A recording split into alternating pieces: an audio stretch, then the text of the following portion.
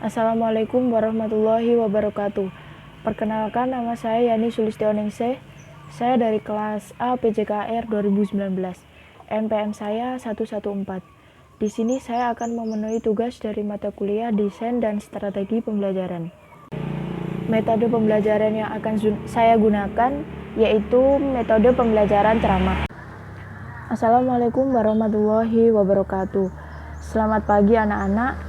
Pada pertemuan kali ini, Ibu akan menjelaskan tentang salah satu cabang olahraga di Indonesia, yaitu cabang olahraga atletik. Lah, mungkin kalian tidak asing dengan olahraga atletik. Dan mungkin di benak kalian atletik itu adalah lari. Memang benar. Atletik itu terdiri dari beberapa cabang atau cabur. Lah, dari masing-masing cabang atau cabur itu terdapat beberapa nomor. Ada lari, ada lompat, ada lempar, ada tolak, dan juga ada jalan. Lah, Ibu akan menjelaskan tentang satu cabang, yaitu lari. Lah, lari itu juga terdiri dari beberapa nomor. Ada nomor lari jarak pendek, nomor lari jarak menengah, dan nomor lari jarak jauh. Ada juga lari gawang, lari estafet. Lah, itu juga termasuk dalam lari. Apa sih pengertian lari itu? Lah, lari itu adalah gerakan yang lebih cepat daripada berjalan. Lari juga dapat didefinisikan sebagai frekuensi lebih tinggi daripada lari-lari yang lainnya. Lah, contohnya, kalian lari jarak pendek itu lebih cepat daripada kalian lari jarak menengah atau jarak jauh. Nah, yang diperlukan lari jarak pendek itu adalah kekuatan otot tungkai dan kecepatan. Mengapa otot tungkai diperlukan dalam lari jarak pendek? Lah, saat lari jarak pendek, tumpuan yang akan melangkah. Lari jarak pendek sprint itu membutuhkan langkah kaki yang lebar. Lah, tentunya setelah kita melangkah, kita akan menumpu. Lah, tumpuan itu hanya satu kaki, entah itu di kiri atau di kanan. Maka dari itu, lari juga diikuti dengan gerakan melayang. Karena dia menumpu pada satu kaki, entah itu kaki kiri atau kaki kanan, maka kekuatan otot kaki atau otot tungkai itu sangat diperlukan dalam lari jarak pendek. Lah, lari jarak pendek atau sprint juga tidak memerlukan istilahnya ritme bernapas. Ritme bernapas itu ritme bernapas saat lari jarak pendek dengan lari jarak jauh itu sangat berbeda. Contohnya seperti ini ya anak-anak. Saat kita lari jarak jauh, misalkan ada atlet lari jarak jauh, lari maraton itu 25 km dengan lari jarak pendek 100 meter. Lah, lari jarak jauh itu sangat dibutuhkan ritme berlari. Apa itu ritme berlari? Lah, ritme berlari itu istilahnya itu kayak kita membagi kekuatan. Contohnya, saat lari 25 km itu sangat-sangat jauh. Saat garis awal atau start awal, pelari jarak jauh jika start awal, jika dia harus dengan ritme yang pelan-pelan, berlari dengan pelan-pelan. Setengah jarak, dia harus menambah kekuatannya. Dan start terakhir atau jarak terakhir di start terakhir dia harus lebih kencang atau menambah powernya, menambah kekuatannya. Nah, jika lari jarak pendek atau sprint dengan jarak 100 meter, kita tidak perlu seperti itu. Jika kita menerapkan ritme pernapasan seperti itu, kita akan kalah dengan peserta yang lainnya atau teman kita yang lainnya itu akan kalah. Karena lari jarak pendek itu dari titik awal start sampai titik akhir finish, dia harus menggunakan satu ritme, yaitu kekuatan dan kecepatan yang stabil. Jika tidak, dia akan tertinggal atau terkalah dengan teman yang lainnya. Lah, berbicara mengenai kecepatan, pastinya tidak tertinggal dengan waktu. Lah, di dunia, waktu untuk lari jarak pendek itu untuk putra itu 10 detik, di bawah 10 detik, dan untuk putri itu di bawah 11 detik. Untuk waktu nasional di Indonesia, 100 meter untuk putra telah memasuki waktu 10,17 detik untuk putranya, dan untuk putrinya mendapatkan waktu 11,77 detik. Lah, lari itu tidak terpisahkan dengan start, di mana start itu adalah titik awal dimulainya suatu gerakan lari. Lah, start apa yang digunakan untuk lari jarak pendek itu? Lah, lari jarak pendek itu membutuhkan atau yang dilakukan dengan start jongkok. Lah, tentu kalian tahu kan ya anak ya, pastinya jika kalian pernah menonton pertandingan mungkin nasional atau internasional atau mungkin bahkan di kabupaten, itu pastinya ada alat pembantu. Apa alat pembantu yang digunakan? Lah, alat pembantu yang digunakan itu adalah start block atau balok penumpu. Balok penumpu ini juga sangat bermanfaat karena dia ada dorongan kaki saat akan melangkah itu tadi.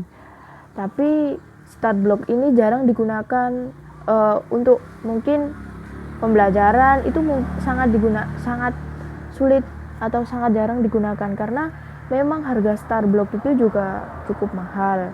Mungkin kalian bisa melihat apa itu start block, bagaimana bentuknya, itu mungkin kalian bisa browsing di internet atau kalian bisa melihat kejuaraan nasional atau bahkan internasional. Itu sangat banyak sekali.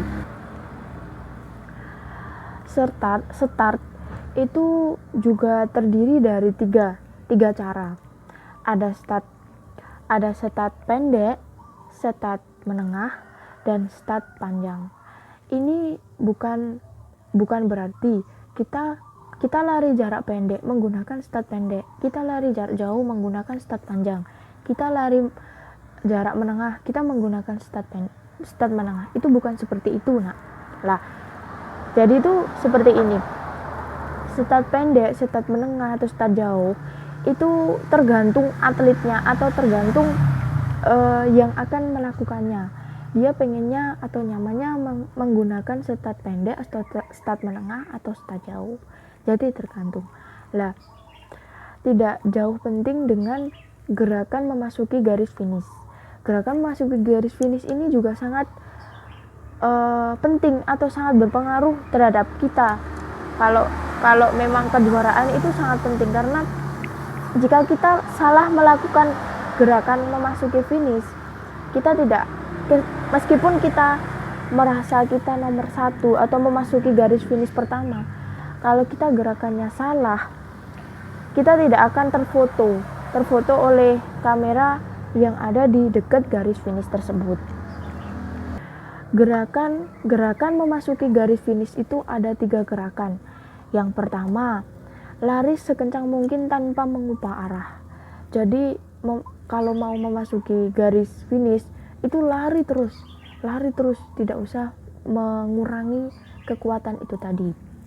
Nah, yang kedua, dada lebih dicondongkan ke depan. Jadi dada dicondongkan ke depan dan tangan diarahkan ke belakang. Jadi jika terpotret itu entah nanti tangan, entah nanti dada yang dicondongkan, itu lebih terlihat. Nah, yang ketiga itu kepala yang lebih dimasukkan terlebih dahulu. Nah, 3 gerakan ini sangat dasar dan wajib kalian ketahui. Lah, baik anak-anak, mungkin materi itu yang dapat Ibu sampaikan. Untuk minggu depan kita tetap pertemuan di kelas karena lapangan masih ada kendala. Maka kalian perlu belajar tentang gerakan awal lari jarak pendek, start, berbagai macam start tadi, dan gerakan memasuki finish. Kalian dapat belajar sendiri dan minggu depan kita akan membahasnya. Selamat beristirahat. Wassalamualaikum warahmatullahi wabarakatuh. Untuk pendekatan yang saya gunakan yaitu pendekatan inquiry, di mana saya lebih memberikan kesempatan besar kepada siswa untuk belajar, mau belajar. Lah, karena kita sudah memasuki zaman milenial, zaman 5.1 dengan teknologi yang semakin pesat berkembangnya. Lah, saya lebih menekankan siswa mau belajar melalui internet, melalui YouTube, atau mereka mau bertanya lebih aktif. Untuk strategi, saya menggunakan strategi pembelajaran interaktif, di mana lebih menekankan pada musyawarah dan sharing kepada guru. Maka itu lebih memberikan kesempatan banyak kepada siswa untuk menggali informasi lebih banyak, di mana setelah mereka belajar melalui internet, YouTube, atau mau bertanya, mereka lebih pastinya mungkin ada banyak hal yang mereka belum paham. Lah, maka dari itu saya lebih menekankan interaktif, di mana mereka mau bertanya, musyawarah, berperan aktif untuk mau berdiskusi dengan teman, berdiskusi dengan guru, bertanya dengan guru melalui apa yang telah dia amati. Untuk teknik yang saya gunakan, mungkin semisal ada pertanyaan yang saya belum bisa menjawab, mungkin saya akan lempar ke teman lainnya. Apakah anak-anak bisa menjawab? Mungkin seperti itu. Jika mereka ada yang menjawab, saya akan memberikan poin tambahan sebagai nilai. Lah, jika mungkin belum ada yang menjawab, akan saya jadikan PR untuk saya bahas di kemudian hari atau di pertemuan yang akan datang. Seperti itu. Ada hal lain, mungkin ada salah satu siswa saya, dia rame sendiri saat pembelajaran yang saya sampaikan, materi yang saya sampaikan, dia itu bermain sendiri atau bergurau dengan temannya. Saya akan menegurnya pertama. Jika teguran pertama mungkin tidak berlaku, saya akan memberikan mungkin hukuman seperti dapat menjawab soal saya yang saya berikan, atau saya berikan pengurangan nilai, seperti itu. Untuk taktik yang akan saya gunakan untuk olahraga itu kan, jika dilakukan secara monoton, hanya ceramah atau hanya berbicara tanpa praktek, itu pasti anak-anak akan merasakan namanya bosan. Itu pasti, karena olahraga itu asik atau bahagia karena kita bergerak. Lah, taktik yang akan saya gunakan, mungkin saya menambah permainan. Yang pertama tentunya menambah permainan agar anak-anak itu tidak bosan. Atau yang kedua, saya mungkin tidak mengajar dengan monoton, lempeng, seperti itu. Mungkin saya diselingi dengan gurauan, mungkin diselingi dengan gambar-gambar, seperti itu. Saya kira hanya itu materi yang dapat saya sampaikan. Pasti banyak kurangnya dan jauh dari kata sempurna. Saya ucapkan mohon maaf yang sebesar-besarnya. Wallahul muwaffiq ila ahwi min thoriq. Summa wassalamualaikum warahmatullahi wabarakatuh.